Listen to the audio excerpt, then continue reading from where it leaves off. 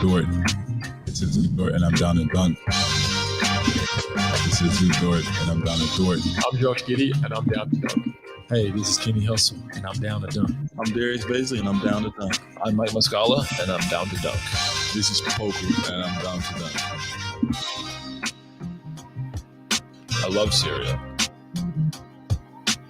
Captain Crunch, Cinnamon Toast Crunch, Cracklin' Oat Bran. Oh, I can have these. I'm going to share with my team, but I'm a hog most.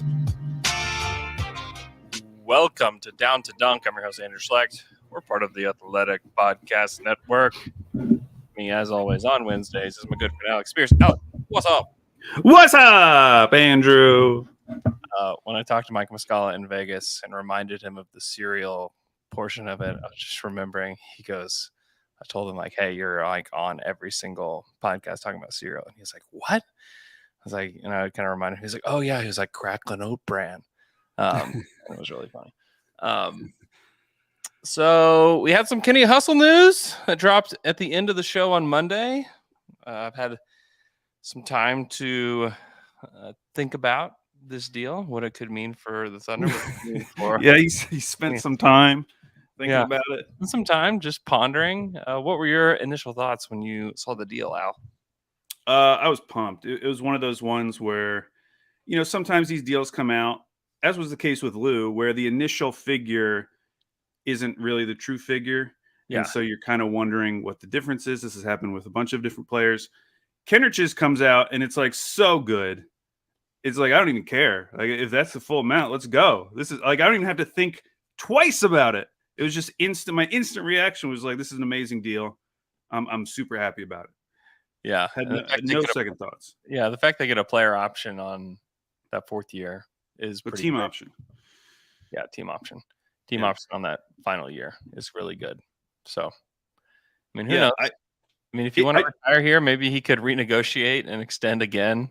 I mean, let's do it. That's what he'll do. Let's do it right now. Yeah, let's do it now. Renegotiating, extending another 5 years. Heck, make it 50 years. He just wants to retire here. I do think it's interesting.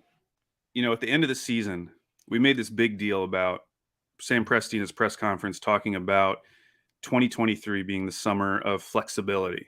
Yeah. And so we got that in our head and immediately we're assuming we were thinking, they're going to push Dort to 2023, make that decision then. Yeah. Why would they extend Kenrich Williams at like this point? If he really loves it that much, we'll get him next summer, that kind of thinking. And now they've done 2 of these deals. And I don't know what it means necessarily, but I do think it's interesting based on where we were a few months ago. Mm-hmm. Yeah, because I think they'll have like 30 million projected for next year. And then you add, depending on where they pick, if they pick in like the top 4 again, then we're talking like 20, 22 million in space. I don't anticipate them like using the space to get a free agent. Obviously we'll talk about roster crunch later. There's no room for a free agent. There's literally no reason to bring on a free agent and no room to do so. I think that it's just more so just like cushion because this roster could get pretty expensive pretty quick. It's going to take some time, obviously, for guys like Giddey and Chet to get to their next deals. But if they become what people think they will, you're going to have a pretty expensive roster. Like you just will. And it's going to come in handy to have all these picks eventually to either have like cheap players on the roster or to trade for like inexpensive players if you can. Yeah, this team, one thing they are definitely missing is just mid-size contracts. Yeah, contracts that aren't rookie scale deals, but also aren't max deals. Right. Because before this summer, we're basically talking about Derek Favors and then JaMychal Green. Like those were the 2 guys, and those are both expiring deals. Like there were just no mid-size contracts on this roster. So now there's 2. Doesn't mean we're going to trade them, but it just the roster actually it's weird. It kind of like does have more flexibility now because those contracts are on the roster as opposed to having all rookie scale deals. Right. Yeah. I mean, I think that we like to think of Dort and Kenrich as guys that'll stick around, and maybe they will. Maybe they both fit well with what they're trying to construct. Team first guys, good defenders, guys that I think both could play in the playoffs. I think those are very important traits. But if there's a player that becomes available and you don't want to trade SGA, Giddey, or Chet, and you could attach those guys and maybe a couple of young pieces and some picks, like you might have to do it. Like those are the kind of things that you have to choose between. And it just gives them flexibility because you combine him and Dort, like you're $25 million. Okay. Like that gets you a significant player. You attach like 4 or 5 picks to that and an Ousmane Dieng, and that's a good trade package, It is. So many times, they're talking about some of these deals for Donovan Mitchell. Yeah. And they would have to send like Evan Fournier, which contract. It's like a contract you don't want, and you have to include it to make the money match if you're not going to send back someone like RJ Barrett. Mm-hmm. But it's just kind of like, what are the Jazz really going to do with Evan Fournier or anybody else? Like it instantly becomes a contract that's hard to trade from a tanking team to somebody else just because of the years and the money. And both of these contracts are at this point, like they would be very good in comparison. Yeah. And Kenrich in particular, because he was a guy that at the trade deadline, he was somebody that he was like on every trade list, like every single whatever, John Holland or whatever. It was like somebody he was on every trade list, but no one actually wanted to like give up something of value for him. Right. Yeah. And he's an undrafted guy. He basically had one good season, It's like it makes sense that you wouldn't want to give up a ton for him, but I think if the Thunder become competitive in the next couple of years and he plays a lot, I think his value will rise pretty significantly. There just becomes a point in the season where everything becomes more about development and losing games, and Kenrich he's not good. Like he doesn't check those boxes, But Andrew, this year we're letting the team declare itself, Andrew. I think we're going to declare ourselves all the way to spring, Andrew. We will be declared the 6th worst team in the NBA. We'll see. I do declare that we are the 6th worst team in the NBA. And I think that's preferable. I think that would be the preference, because if you can draft 5th or 6th in next year's draft, then I think you start to really cook with what you have. You add one more really good piece to this. Yeah, I really hope Shea and Giddey and Chet, for that matter, are playing in the spring. Don't count on it. Don't count on it. Shea specifically, I do think like a third year of that is not good. I'm going to say that right now. I know that we can justify it and say like it doesn't matter, but a third year of Shea not playing in the spring, like I just don't think that's good. Well, you better get it in your brain, brother, because I'm saying I'm not going to be happy about it if it happens. I'm not going to be excited about it. I'm not going to defend it. Like there comes a point where you have to just let a guy cook. I mean, he's going to be 25. And he hasn't played a game in the spring. He doesn't know what it's like to play with allergies. He's okay. All right. It's 2 years. He's been in the playoffs the other 2 years. Like he knows what it's like. Yeah, I know, but like he's going to be entering his prime like soon. I understand that. I just think team building wise, this team is not ready to be what we hope they could be. Well, here's what actually I don't. Do you want to jump to it now? Do you want to jump to over-unders right now? Because I have some stats for you. Yeah. Okay, so the first preseason over-unders came out. Mm-hmm. We're not going to go through them all, but just to bring up OKC's, just to get like an initial look. What does Vegas think of the Oklahoma City Thunder this season? Mm-hmm. Currently, their over-under in the preseason, middle of July, is 25.5. Now they don't know what we got back in the huge Derek Favors trade that's coming up. Okay. But that's where they have us. 25.5 wins. Favors waving, you mean? Yeah. We'll see, Andrew. I wanted to give you some stats. Mm-hmm. So this team with SGA the last 2 seasons. So 2 seasons ago, they were 16 and 19 with Shea in the lineup. Mm-hmm. Now, obviously, that was a lineup that sometimes included guys like Al Horford and George Hill. Yeah. Last year, they were 16 and 40 when Shea was in the lineup. You combine those together, you get 32 and 59, which would be a 29 win pace. And I actually think those last 2 seasons kind of balance each other because like that first season was a little unfair because Al Horford was here and George Hill. Last season was a little unfair because by the time he came back from his injury, they were starting to like clear out the lineups. You know, I don't think 16 and 40 last year is like an accurate reflection of Shea's impact last season. But collectively, 32 and 59, 29 win pace, that sounds about right. Yeah. With SGA and Dort in the lineup the last 2 seasons. First of all, those guys together over their careers, when you guess what their record is, they played 106 games together. They won 60 games. Very close. 53 and 53, 500 record. Now, obviously, that is weighted by that first year. Wow. 1920 with Chris Paul. It's great When they century. It is great. I mean, it's about to end, Andrew. Yeah.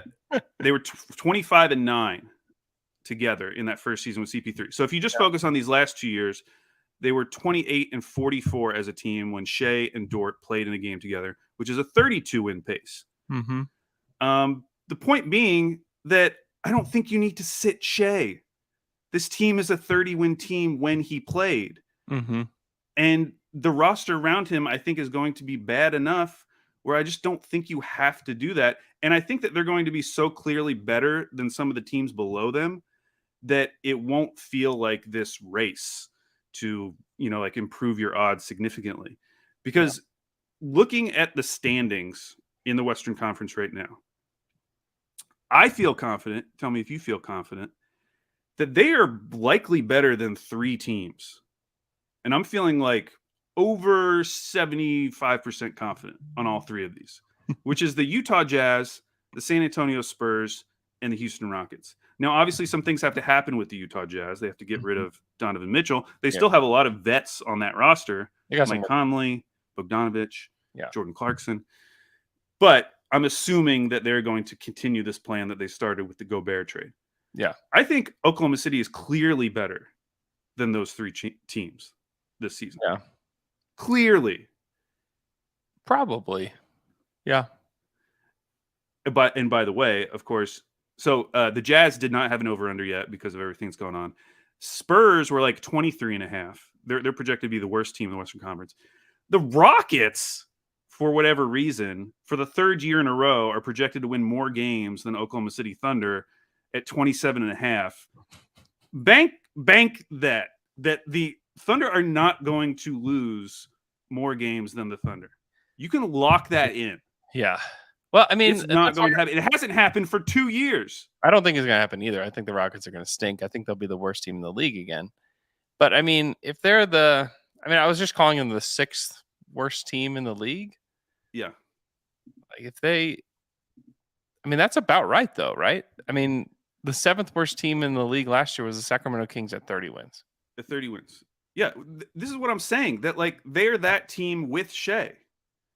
Yeah, I think so too. I think that you could argue that maybe you'd like to be the 4th worst team in the league or the 5th worst team. But see, I just think that the difference between what the Thunder have and those teams, like I think the Jazz could be really bad if they follow through with everything. Yeah, I think the Rockets are a lock for like under 25 wins. Yeah, and the thing with the Rockets is like they've got undeniable talent, but there's no one that passes. Like, who's your passer? Is it Alperen Şengün? Is he the best passer on the team? Well, yeah, it's definitely him. I was trying to think. Dacian Nix. Did Dacian Nix play? Did he play for them much last year? No, he played for their G League team, but I'm assuming he's going to play this year. They don't have Dennis Schroeder anymore, Andrew. Wait, where is Dennis Schroeder? He's not signed anywhere. Oh. Somebody insinuated there was a rumor of him signing with OKC. Yeah, last pod. I heard that. Um, That's a spicy take. That was like the guy on a Thunder Reddit who said there are some soft rumors about Russ coming back to OKC. I was like, what is a soft rumor? Stop. So weird. Yeah, I don't. Dennis Schroeder's gone, but yeah, I think they're going to stink. They don't have any passing. Their defense is going to be really bad, like really, really bad. It should be really bad. It should be better than last year. Like at least they have defenders now. They have guys who theoretically can play defense. Defenders are rookies, though.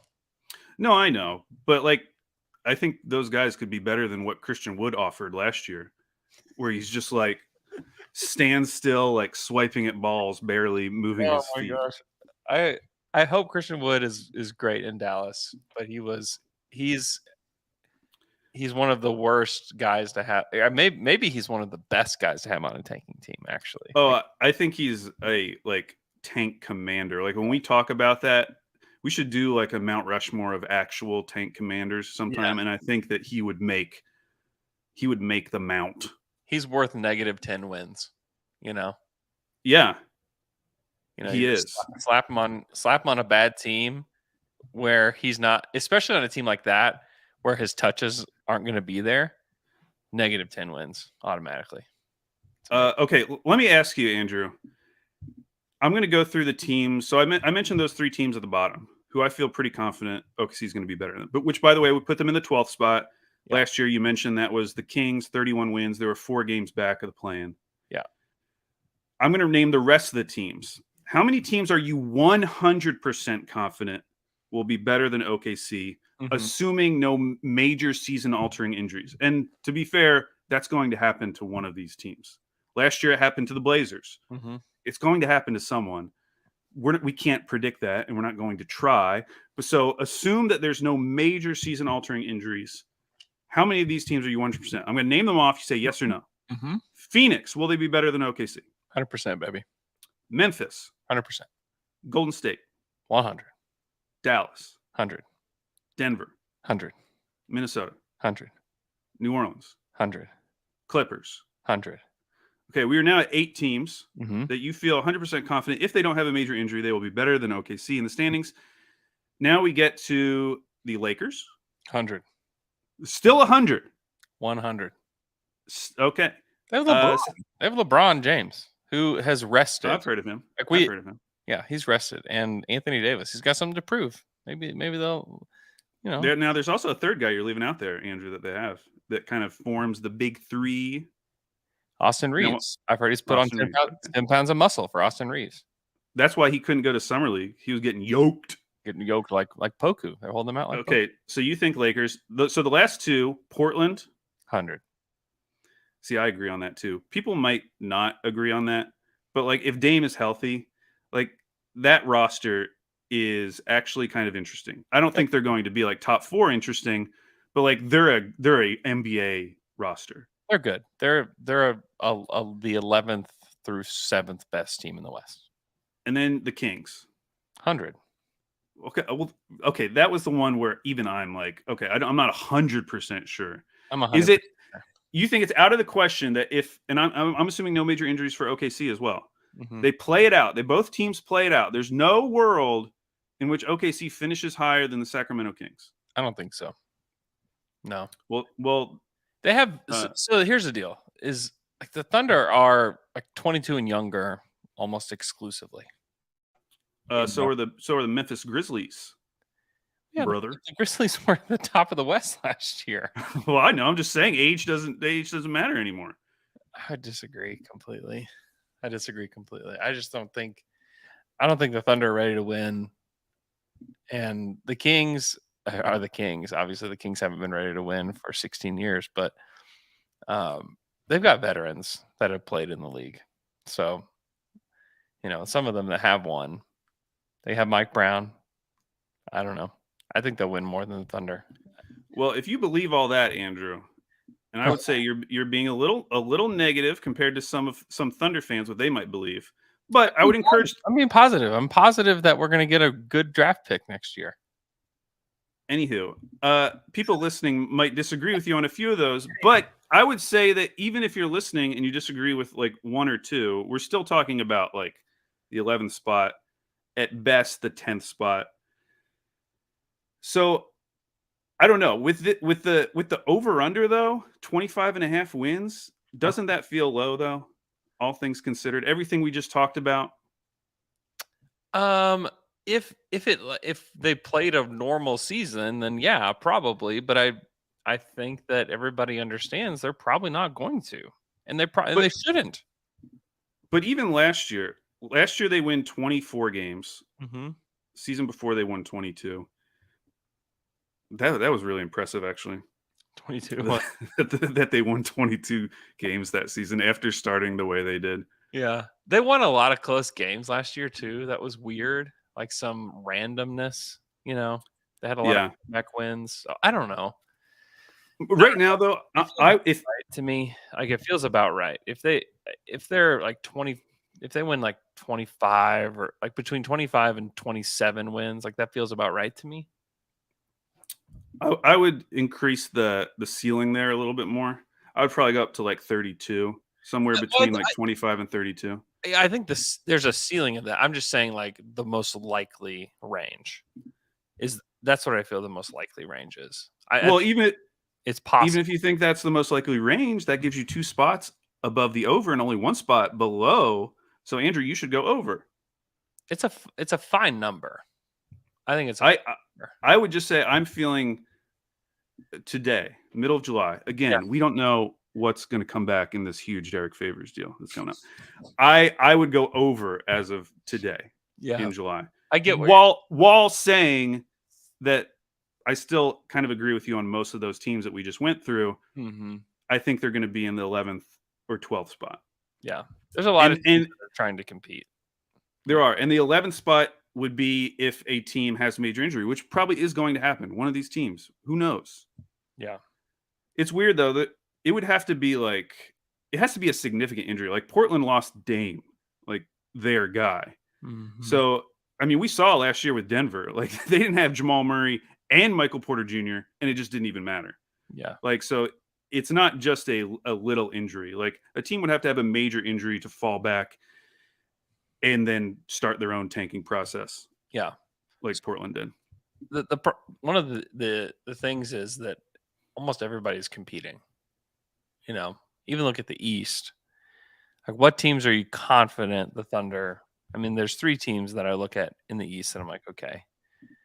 Like the Magic, the Pistons, and the Pacers. Like the Thunder could be better than those 3. I think the Pistons have a chance to be better than the Thunder. And the Pacers do too, but they could also be worse. The Magic, I think, will still stink. Yeah, the only team in the rest, which would be the top 12, that I would suspect would be Charlotte. They just have a lot of young guys that I assume they want to play at some point. Like, I mean, we didn't see any like James Bouknight last year. We barely saw any like Kai Jones, JT Thor. If they're actually going to play those guys, and we think they're going to start Mark Williams, who we think is going to be a good starter, but at the same time, he's a rookie. Like, I think they could end up looking a lot younger than they did just a year ago, even though it's Steve Clifford and we. That's what I was going to say. That's what I was going to say is like they hired Steve Clifford. Like that's kind of a tell. Like where are we going? You know, I just don't know if it's possible. I think there's a chance that LaMelo like gets better. You know. Yeah. And he's like a clear like top tier all-star player, and I mean the Miles Bridges stuff like complicates things so much for them. You know, like that's they disaster. I just think they're and who knows? I know that they've wanted to move on from Gordon Hayward. Yeah. I just think that they're a team who's teetering and could easily go the other way if they like make a Gordon Hayward trade. They start having to play these young guys because you look at their roster, it's like all young guys outside of that core of like Rozier and Hayward. And I know, but they won 43 games last year. I think if they teetered back the other way, like, oh, maybe they win 33. Andrew, someone's going to teeter. Someone's going to teeter totter. And I think they're the obvious candidate right now. Yeah. Maybe. I just think that LaMelo is a guy though that could take another big leap. Like he's got the talent. You know, where even like the Hawks, who had a horrific season last year because they had like Trae Young. You just have Trae Young, like you're going to win 40 games. But yeah, so I think we're in general agreement. It does feel like everyone's they're going to be in the bottom 6 or 7. You know, it feels like everyone's competing right now, but we know that's going to change. It'll probably be different teams. There's going to be a team or two that we don't expect, especially this year. If you're a team and you get off to a start like the New Orleans Pelicans did last year, you are not like going full hog. Is that the saying? Full hog? Is it full hog? I don't know. I was about to say all hog. I don't think all hog. Full hog. Full hog. Do you? You're not.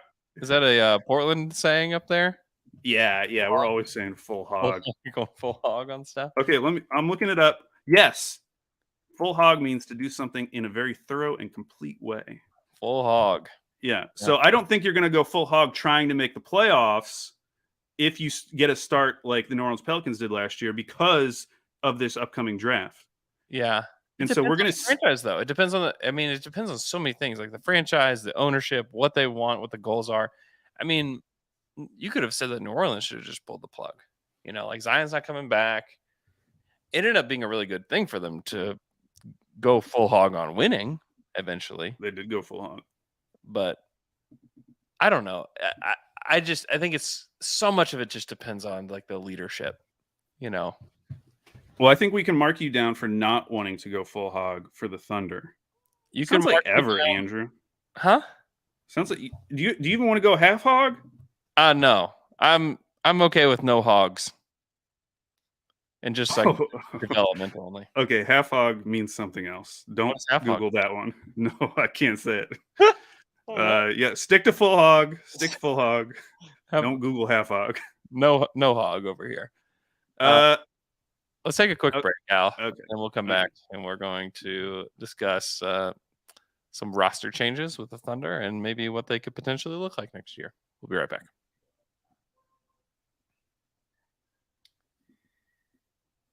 And we're back after that quick break. Al, JaMychal Green, we never knew him. Oh, man. I got to say, we came in this summer not expecting any big fireworks, and other than the the Dort deal, I mean that was kind of a big firework. Yeah. Other than that, it's been kind of a low key summer. However, because of the roster crunch, we're getting like we're going to get these little slop drops. Oh yeah, all the way up to the season. Like every few weeks, we might get a little something just to whet our appetite. And so the JaMychal Green buyout was the last of that. I was a little disappointed because when it originally happened, I was looking around the league, not to like get a pick, but just like, could we send this guy into someone else's TPE? They could just have him. Yeah. Because obviously Golden State, they're a smart team. They wanted him. And could we just get him off of the roster without having to pay anything? Like open up a roster spot for free. Mm-hmm. Turns out you can't do that.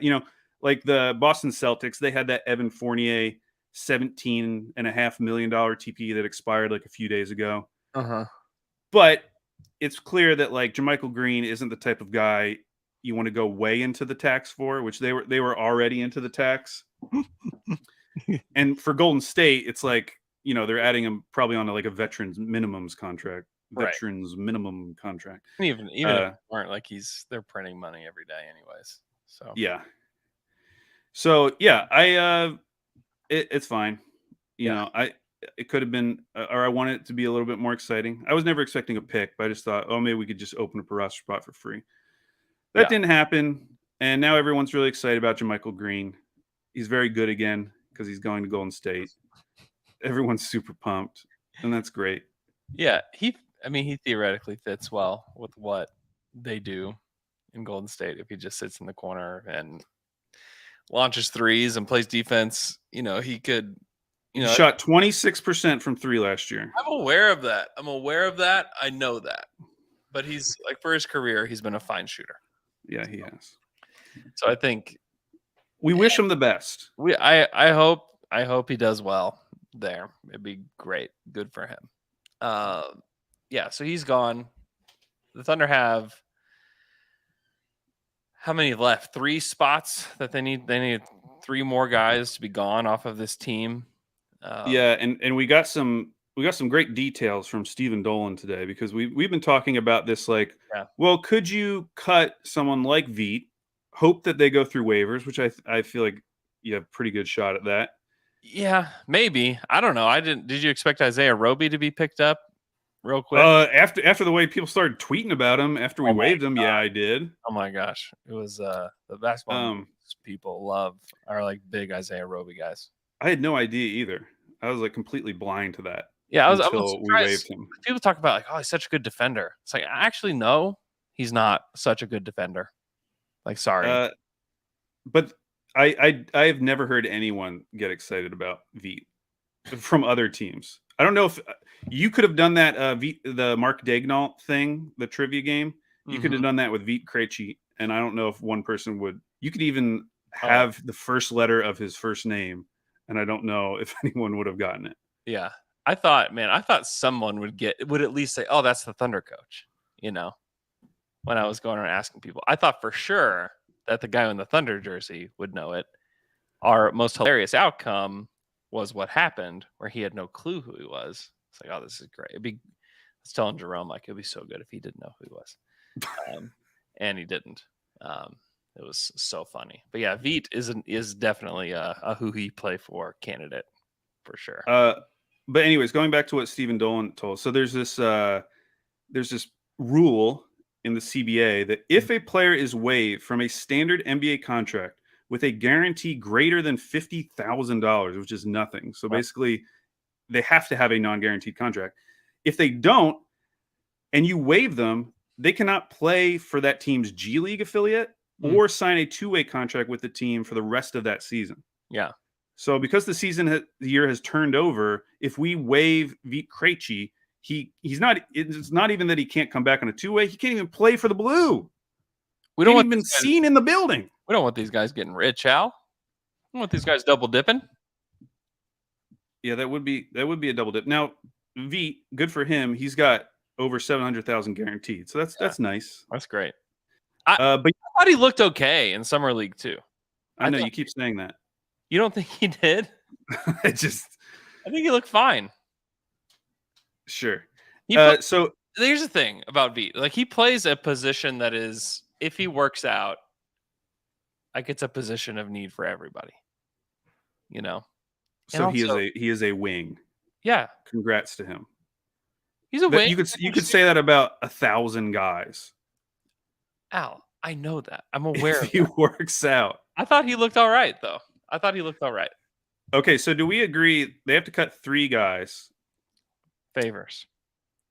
I don't know why I'm using my pinky. This is how our PE teacher used to count, with his pinky first. Favors. So I think it's going to... Well, first of all, before you answer, do you agree that it's going to come from these 4 players? Favors, Ty Jerome, Teo, and Veet? Yes, I put that on Twitter yesterday. So yes, I would have to agree. Okay. Do you think there's... If there was another person, who would be the next? Where, like, you're not going to be shocked. Like, you, like, straight up cut them off the roster.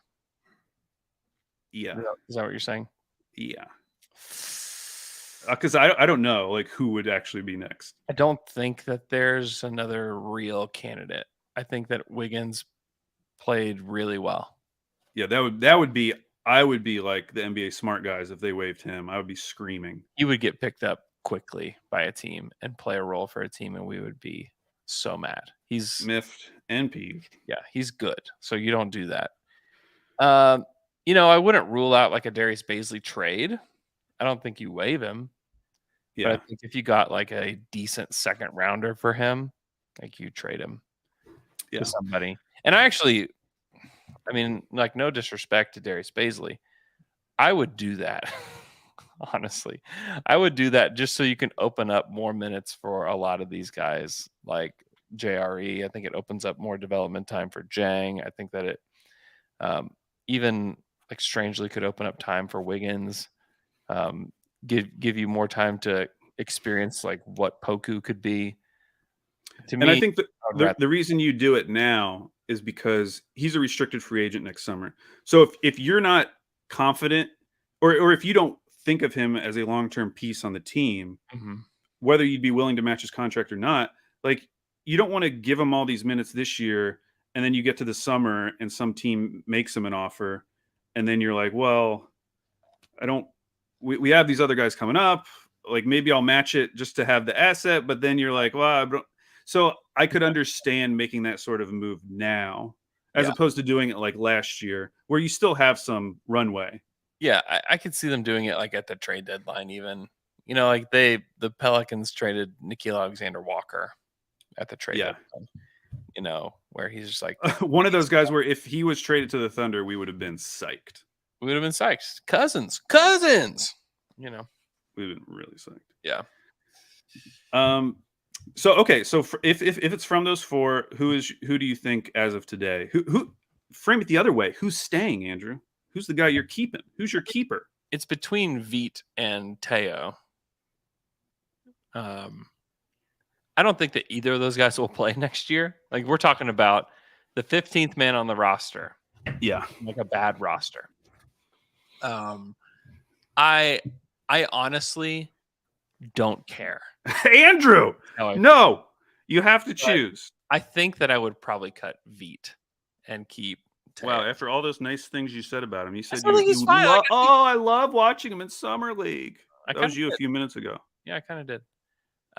You said if he hits, he is the exact player every team needs. Did I say exact player every team needs? I don't think I said No, but you said it's pretty close to that. Yeah. I don't know. Honestly, like this is inconsequential because I think that these guys are not going to be on the roster in a year anyways. It's really rude. But I'm going to say dark horse candidate to stay. mm-hmm. Ty Jerome. We could be talking about two guys that are both going to be cut and they keep Ty just for shooting and like being an overall cool dude. Because it seems like he more than, I mean, when you think about all the guys in this roster and just watching how they interact on the sidelines, like Ty Jerome seems to be like very like close knit with this team. He's a part of the team's fabric. He's not definitely A little bit of the fabric. Yeah, not really. No, he's no. But he was in Vegas too, hanging around. But I don't know. Honestly, I think all four of the guys that we've discussed is like they could all just vanish. Maybe they just want to keep an open roster spot and they just let them all go. I did think that two-way detail was really interesting though, because I had kind of had it in my head like maybe they could get away with waiving Veet and he could come back on a two-way. Knowing that's not possible now is it makes it a little more cutthroat. Mm-hmm. Yeah. No, I think that's right. And like if they find a team that like, yeah, we would take Darius Baisley and we'll give you a second. We're not going to take a player back. Or if they like brought a player back like the KZ Apollo deal and they just cut him, you know, and have essentially you can keep two guys now. I think it would probably still be Teo and Veet just because they have an investment in both those guys where they took them in the early second round.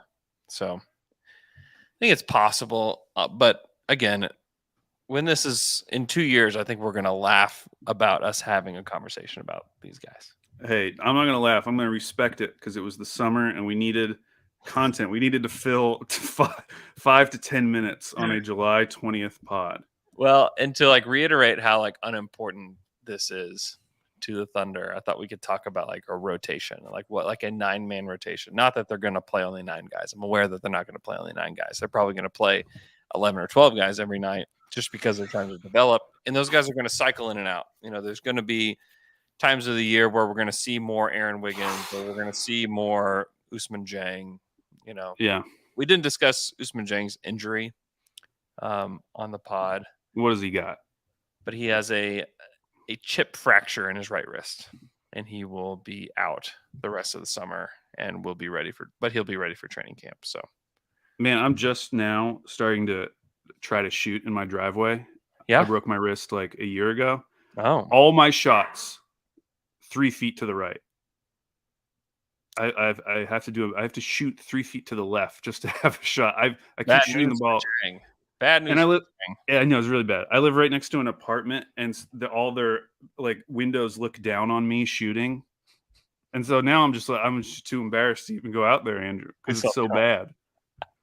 I don't know how I'm going to do this. Okay, here's my 9-man rotation, and I'm going to nickname this rotation the full hog rotation, Andrew, because I'm going for it. Okay, I'm going for it. I want to see the best that this team has to offer. Okay. Shea, Lou, Chet, Giddey. Yeah. Jerry. Yeah. That's 5. Off the bench. 5 you're predicting? Sure. Okay. For right now. J-Dub. Off the bench. Right. J-Dub. Kenrich. Mm-hmm. Wiggins. Okay. And Trey Mann. That's my 9. Okay. Yeah, that's a reasonable 9. I think if you're going full hog, though, I think you might include Mike Muscala. I thought about it, but honestly, I just don't think I need to have Mike Muscala in this setup, because I have Jerry, who can play some minutes at the 5. I have Chet, obviously, who can play minutes at the 5. Shooting. Just like shooting. Like you look at this, if you're going full hog, you got to have some kind of shooter. There's like no shooting in this lineup. J-Dub, shooter. Kenrich, once a shooter. Trey, shooter. Wiggins, Summer League, shooter. Shea, shooter 2 years ago. Lou Dort, shooter from the corners. Chet, shooter. Giddey. You know what I mean. Yeah, I know. But, okay, so who would you swap out then in your full hog? Would you swap out Trey Mann for Mike Muscala? Probably Wiggs. Oh, yeah. Yeah. Wiggins. That would be my full hog lineup. If I'm going no hog. Oh, that's dangerous. Don't look up that. I would probably put Usman Jang in there for Kenny. Yeah. I want Usman in the G League, because everything you liked about him in Summer League, it's not happening on this team. But it would happen if he was on the blue. He would get to develop those skills. He's not developing any of those skills playing on this team. Yeah, he's not. He would in March. Yeah, he wouldn't. Yeah, so put him in the blue, similar to Poku, for the first half of the year. Yeah, when the seasons change, I want to see. I want to see him defend NBA level players and see what it looks like. You know, that's the thing that I would like to see early on is like, how does he defend NBA level wings? Because that's going to be one of the things that's going to keep him on the court. That's the thing I think will get him on the court this year, is that we don't have a lot of like good big defenders. I think that he could be one of those guys on the wing. I think to me it's just an interesting idea, because when you get to the playoffs, you usually are running just like 9 guys, and then like situationally sometimes Are you predicting playoffs, Andrew? I'm saying like down the road. Like March 2023? I don't know. I would not predict that. I would maybe predict play in. No, 23? No, definitely not. Andrew said it. Andrew said it. Cut it. 24. Maybe play in 24. But like you look at, there's just a lot of guys that we have cared about that don't even make this 9-man rotation. You know? Yeah, for sure. And that's why I hope they use the blue a lot. Yeah, I mean they will as they have. They will for sure. Yeah. Obviously, there is value in working out with the guys, but at least for right now, with the blue playing right there, I know Presti brought up that they want them to play somewhere else. No, the league wants them to play somewhere else. It's not. Yeah. The league. Yeah. There's been no resolution on that, right? Not that I've heard. No. I've said my idea. Have I said my idea on the podcast? What I think they should do? Yeah, you said Bricktown Ballpark. I thought that was weird. You can't have outdoor games like that all season in the cold. Yeah. No, I think it's. I think they should play at some university, like UCO, SNU, OCCC, someplace like that, and you charge like $7.50 to get into the game, and that includes a hot dog. It's like, Wow, includes a hot dog. includes a hot dog and a drink. Now is that cured or uncured hot dog? Whatever. I don't know. I don't know what that means. I don't know the difference, to be honest. Neither do I. I bought hot dogs yesterday and they said uncured, and it looked like that was a good thing. So I was excited to try the uncured hot dog. No, I think you need to lure college students, because here's the thing. Like, one of the reasons the league doesn't want the blue playing at Paycom is that it really does look like there's nobody there. Is that not the case with other G League teams? I have no idea, but it looks cavernous in comparison, because all the other teams are playing in smaller gyms. And so I think you could get some college students to maybe care about this blue team that's playing on their campus, year round. And especially if you're getting guys like Usman Jang and Poku and guys like that playing on the blue. If they bring back Vit Krejci's playing on the blue. So I think that would be good. Like, what other people, what other demographic are you getting to care about this team or these rosters? Or if you're getting, like, I don't know, you don't really care about people caring about the blue, but I just think there are ways to even make it look like fake that people care about the blue. You know what I mean? I think you could set it up where, because you can go college students, which is the thing I would add to our uncured hot dogs, which, by the way, uncured, I looked it up. It simply means the food does not contain synthetic nitrates or nitrites. Okay. There Do we want those? Safe to eat. I don't know. I like stuff that doesn't have stuff in it. Simple dog is what I like. Simplest dog I can find. It's a weird food to like. Like, I'm gonna keep this simple. I want all the leftovers from all the meat just smashed together. And that's but no chemicals, nothing else. No, don't you dare put a chemical in that. Just the guts. Okay. Yeah. In addition to the uncured hot dogs, dollar beers every game. Or I think you got to target children, because children could come to games. Yeah, what if you talk about cut stuff? I cut that. We got to target children. Cut that out.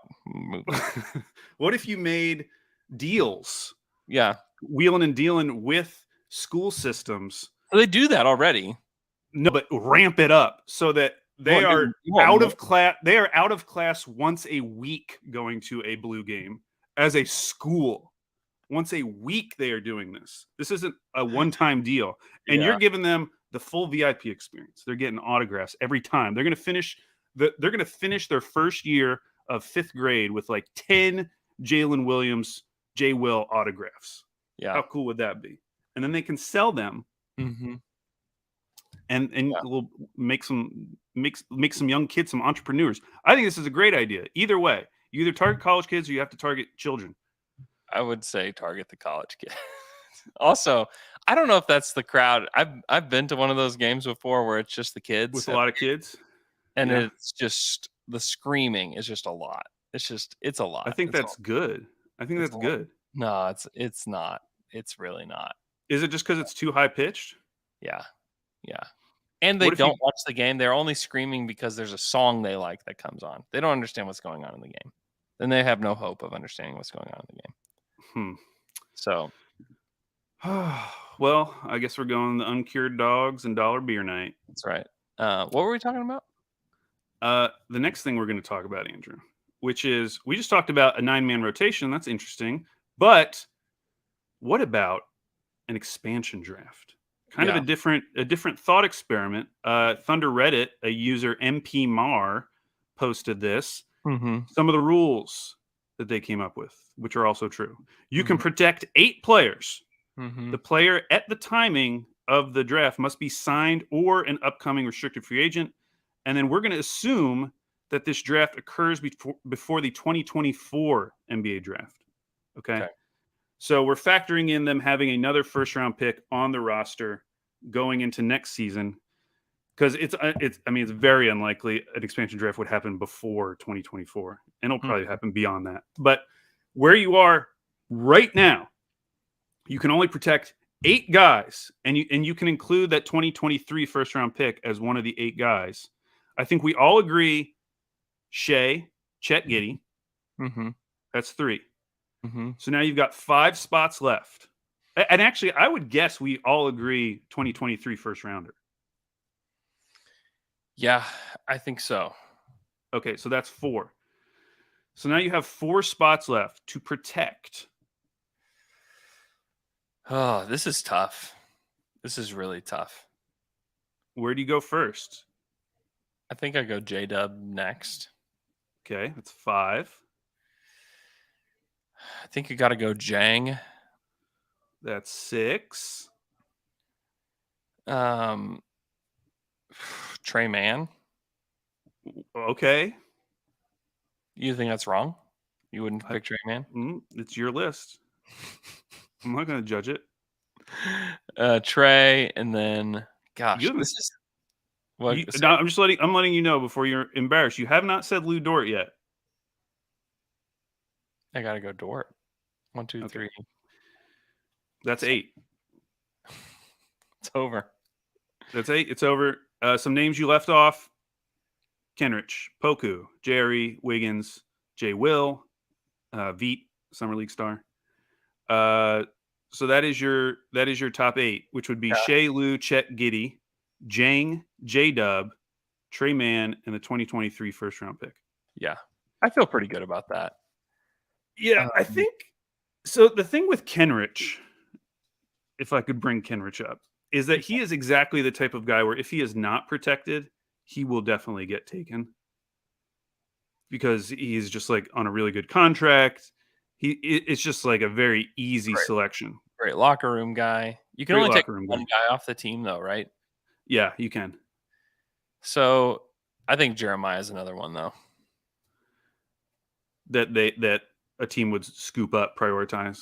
Younger, like depends on what they. I mean, obviously, if you're an expansion team, like you're rebuild, like you're just like instantly rebuilding.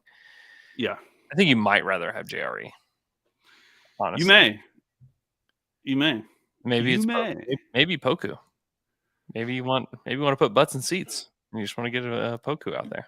He's probably the hardest one because by the time this would actually be real in this like hypothetical 2024, like the world of Poku could be so much different. We will know a lot more about Poku. But that's the point of this. We're doing it today in this moment in time, how we're feeling. Yeah. I feel pretty good about Shea, Dort, Giddey, Chet, J-Dub, Oos, Trey Mann, and 23. I feel good about that group. I think that's like the hope is that like that's your core group of players. Yeah. You know. And obviously like the one like the guys I feel a little uneasy about are Jang and Trey Mann. But yeah, I think Jang's an easy pick just because he was just taken. He was just taken 11th in the draft. And a lot of teams wanted him. You know. So you have to stick with that. I had conversations with a lot of people in Vegas about Jang, just like asking like other team personnel, like, what do you think about this guy? Like, oh, we really like him. We really like to blah, blah, blah. Like, okay, cool. Like, did you make sure they knew you weren't talking about Gorgie? Everybody thought we were talking about Luol Deng. So. Oh, Luol Deng. Yeah. Oh, interesting. Yeah. All right. Do you want to close with some Russ talk? Yeah, we got to talk about some Russ talk. Can I honestly say like the most shocking thing from everything is learning his agent's last name? Fouché. I thought it was Foucher this entire time. Yeah. And then Zach Lowe said Fouché. Yeah. Which is just a totally different name in my head. Fouché is correct. I have learned. It's like Boucher, like Chris Boucher. Yeah. Part of the reason that we don't know a lot about him is that he never talks. And so here's the thing about very prominent, important people that never talk. When they do, you should listen. Because he's not, especially that has been his agent since he was drafted. Yeah. Like they are as tight as anybody in the league is with their agent. Most guys will change representations early on in their career. If they see that they're becoming a much better player or whatever, they usually change representations at some point.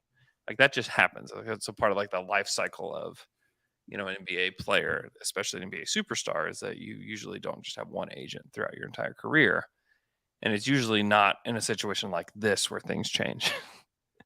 And it is highly unusual for when an agent parts ways with a player that they will release a statement like this. So I know a lot of people that listen to this and a lot of people that are in the Thunder world are Russ stans. But if you want to like acknowledge the truth of what's going on, like don't brush that off or like think that Thad is like the bad guy in this. Like don't do that. Like just don't do it. I know that you don't want Russ to be the bad guy. I understand that. But you like have to look at this like with eyes wide open.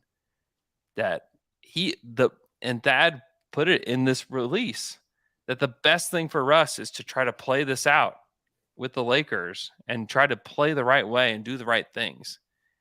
And essentially Russ firing him is saying, I'm not doing that. Like I'm getting out of here and I'm getting to a better situation for me, which is what? I was asking the question to tons of people in Vegas. Everybody's talking about Russ at the time. It's just like, okay, Russ gets waived today. Who is picking him up? Yeah, I was trying to do this thought experiment last night as I went to bed. This is what I was doing. And so the teams I could just like sort of, I mean, listen, it's hard to make a case for anyone, but the teams who are, because one of the ones we used to talk about was the Knicks. Yeah. But now with Jalen Brunson, like Donovan Mitchell potentially, like that's out. So I really think the best option is probably, or the most realistic option is probably the Wizards. Wouldn't you say? Like of the options that are out there, if we were ranking them, I might put the Wizards number one. Now they've got some point guards and they just traded him. Like they just traded him. I know. But like that was the best option I had. And then I thought like the Bulls if Lonzo is like really out. Yeah. Do you think Billy would be like, yeah, bring that guy over? Billy said he loved him all the time. So really well. And then the team I consistently heard. Yeah, Charlotte. Yeah, that was the other one. And I would just be, I mean, if I'm running Charlotte, there's ain't no way, man. There's no way. Yes, but that would definitely like line up with how they've run that team recently. Like in terms of like signing Gordon Hayward, bringing in Terry Rozier, like they clearly have an interest in pushing things forward constantly. Yeah. And they would definitely view that as pushing things forward. I just wouldn't want to take the ball out of LaMelo's hands, and that's what you're doing. No, I'm not going to argue with that. But yeah, so those are the three teams that I came up with. Yeah. That I could even like sort of make a case for. But it kind of like reminded me of the Kyrie situation where Kyrie is in Brooklyn. There's all this hullabaloo. He's going to go out and get a sign and trade. And then all of a sudden he just like signs into his last year of his deal.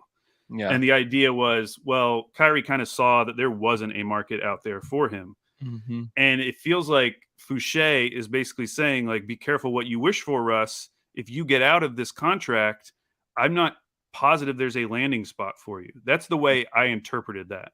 And it sounded like he was saying, take the guarantee that you have, or at least the guarantee that the Lakers are pretending that he has. Because then you read some of the stuff, like Jovan Buha had an article on The Athletic. Mm-hmm. He was making the case like they should just send Russ home. Like that's how disruptive it was to the team. Yeah. But if we take Darvin Ham at his word, it seems like there is a role for Russ in Los Angeles this year. And Fouché seemed to be saying, like, you have a role. It's guaranteed compared to everything else that's out there. You need to take this because I'm not sure there's a landing spot elsewhere. Yeah. And the other thing is, and I heard this from someone, that like if he got bought out, he would likely sign on like a minimum deal, once you sign on a minimum deal as a vet, especially like that deep into your career, you're basically just a vet minimum guy for the rest of your career. Yeah, ask So Melo. I kind of understand that argument as well from the agent's perspective. Like, if you get off this train now, like it's over. Like we're vet minimums for the rest of your career. Like no one's giving you another big deal. Whereas you could at least, I mean, it's very hard to do, but you could imagine a scenario where something happens with the Lakers this year, and Russ has a good season, and a team talks themselves into him at a higher number. Yeah, to me, it's not the time to try to get out. But also, you look at the way that things transpired in Vegas between Russ and LeBron, like public. They huddled up though on telephones, Andrew. But this happened after the phone conversation. Oh, I thought the huddling up happened after. Mm-mm. And I understand. Russ did a lot of great things in Oklahoma City. He did a lot of great things for the team, for the city. I get it. I get like all the defenders of Russ, but like we also like have to acknowledge that like he is the most Iversonian player, since AI. This is the way that AI went out. Was that he bounced and then it was over. Like it was just over. You can only play one way, and like Russ thrived because he could only play one way. And now it's just going to fall apart because he can only play one way. And that's all right. Like that's just the way that it's going to be with him.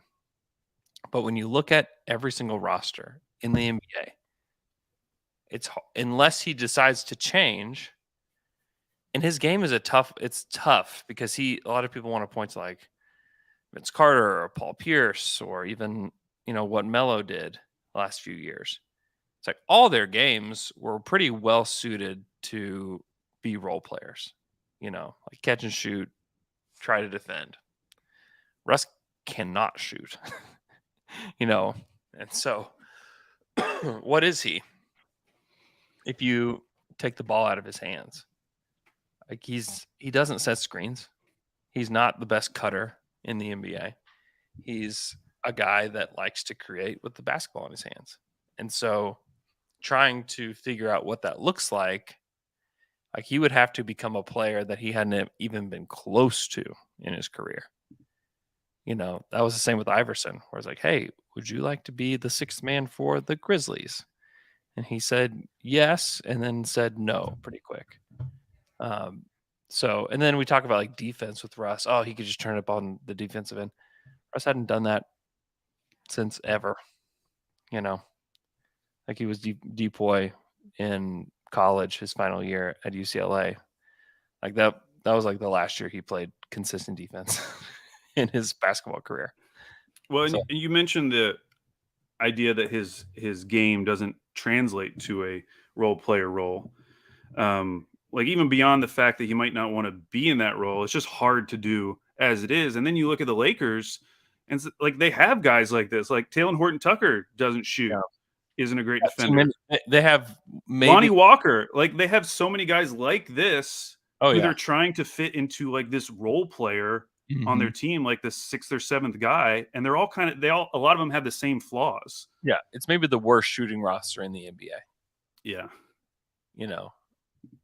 they may not end up being that just because LeBron makes guys better, but I don't know. And LeBron, I mean, to me, I thought if Russ was going to change, it would happen with LeBron. Like those would probably be his best chance to, just because it's not easy to play with LeBron James. I mean, you can ask Kevin Love, you can ask Chris Bosh, you can ask all these other guys that were asked to fit in or fit out. Like that was the quote for Kevin Love. And now you're asking Russ to fit in or fit out. And it's like, oh my gosh, like what? And it's obvious where their relationship is at. Like it's not in a good place. And it's not a good situation. I mean, he let go of his like long time agent because of this situation here. Who happens to be the agent for SGA. Shea and Dort. Yeah. And have a good relationship with the Thunder, Yeah. Thad has a great relationship with the Thunder, obviously. they work together on a lot of stuff. Another a recommendation, sort of related, like on a small scale. There was a really good article on The Athletic about Shabazz Muhammad. Mm-hmm. And I had kind of forgot like how he bounced out of the league. Yeah. But it was actually a really interesting story. And it was a similar idea that like he had guaranteed money.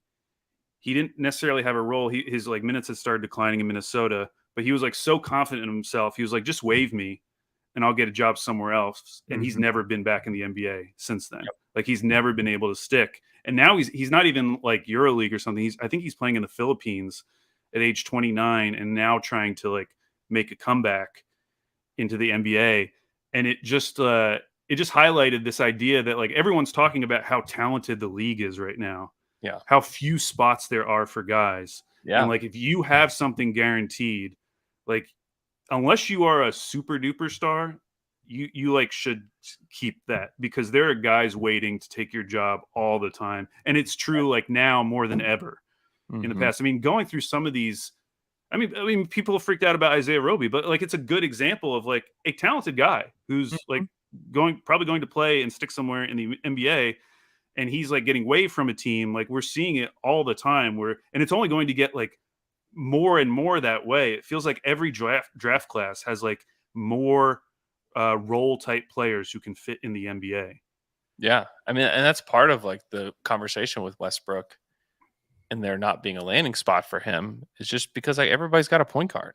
And if you don't have a point guard, your team is just trying to stink, like the Spurs or the Jazz, Yeah. Like you don't, those teams, I mean, they have point guards, but they don't really have point guards. But everybody else does. There's not a real need for anybody else. I think the Clippers would have been a team before they got John Wall that I think you could have looked at and said, okay, like maybe that's a team where Russell would fit because they don't have a natural point guard there. But yeah, not now. Yeah, part of that is just the story of the talent in the league. And that's where also we're talking about one of the worst rosters in the league with the Thunder, but like they're going to have players in an expansion draft that are like going to help the other team, Yeah. Like that's really interesting. I mean, the Thunder, we're talking about after the second draft, after the Thunder's second draft it would have been Westbrook. Who would have been the guys that would have protected on that roster? After draft 2, would they even have 8 guys that you care about? After draft 2, and that's like another thing that shows you like where the league is at and like where the Thunder rebuild is at too, is that they have guys that are helpful, all the way through the roster. Yeah. Where at least guy like 9, 10, 11, where it's like, oh, that's kind of interesting, Whereas I don't think 9, 10, 11 on the initial roster they had here is interesting at all. Well, like when they first moved to Oklahoma City? Yeah, like year 2, like after draft 2 of Westbrook. And my gosh. We can go back and look at it. Like, who would you have protected in? It would have been. Do you want to look at their first year roster? It's 8-9. 8-9. Yeah, 08-09. That was the first year. Oh yeah, yeah. First year. Okay. Yeah. We you know what? This might actually be pretty easy. KD, Jeff Green, Westbrook. Oh, okay. Well, sorry. Let me do. Oh yeah, Westbrook. Mm-hmm. Nick Collison. Yeah. That's 4. That's 4 easy. Okay. Tabo, 5. We're already at Tabo. How dare you? How dare you? We're already at Tabo. Tabo is really good. He is a helpful player. He was okay. Good. I'm looking at the other names. Then who's next? Okay. You probably go Sean Livingston. Now we obviously know that he turned into like a good role player. Yeah, but he got waived. But I know. But even at the time, it's like, well, at least there's some upside there. I mean, I'm thinking of Desmond Mason. He was 7 years older than Sean Livingston at that time. I know. I don't think you can protect Desmond Mason. You would not. Okay, so we've got 5 names. You know what? They probably would have protected Kyle Weaver at that time. Maybe. Don't you think? DJ White. They just drafted DJ White. Yeah, okay. So DJ White, that gets us up to 7. Now you get to choose between Damian Wilkins. I'm just going to read out all the names when somebody jumps out at you. Damian Wilkins, Chris Wilcox, Earl Watson, Robert Swift, Joe Smith, Mohamed Sene, maybe him, Malik Rose, Johan Petro, only in his third year at that time. Nanad, Sinek Kirstic. played 5 games that year. He was young though. Stephen Hill and Chucky Atkins. Stephen Hill, who was a Thunder legend, That's true. He was there on Legend Night. played 1 game. Any of those names jump out? Nope. See, that's what I'm talking about.